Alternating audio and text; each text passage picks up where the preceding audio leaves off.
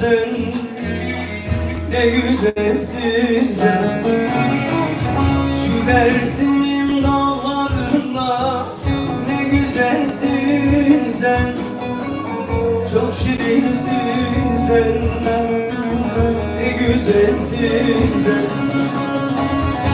Şu Erzurum dağlarında ne güzelsin sen. Çok şirinsin sen, ne güzelsin sen.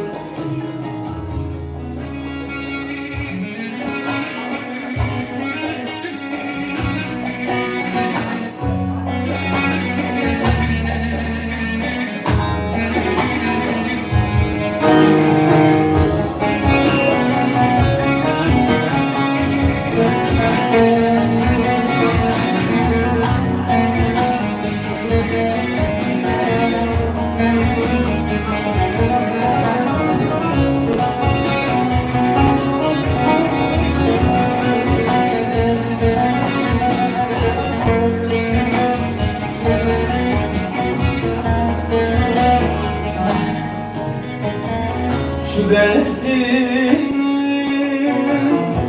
yolu dardır, sensiz geçer gün zarardır. Ben kandan Anadolu'ya vallahi densiz imansızdır. Ben Anadolu'ya vallahi dilsiz imansızdır. Aman o yar, can o yar, aradım ben diyar diyar. Gece gündüz çok yalvardım, belki Mevlam beni bulur.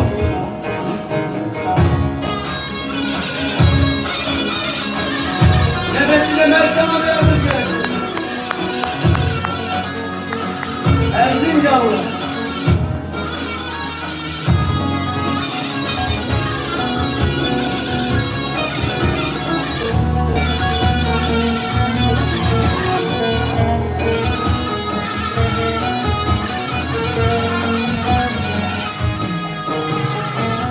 Ayşık şehrim dağlaşı dinliyor gözümün yaşı. Mevlam öyle yaratmış ki bulunmaz ki billah eşi.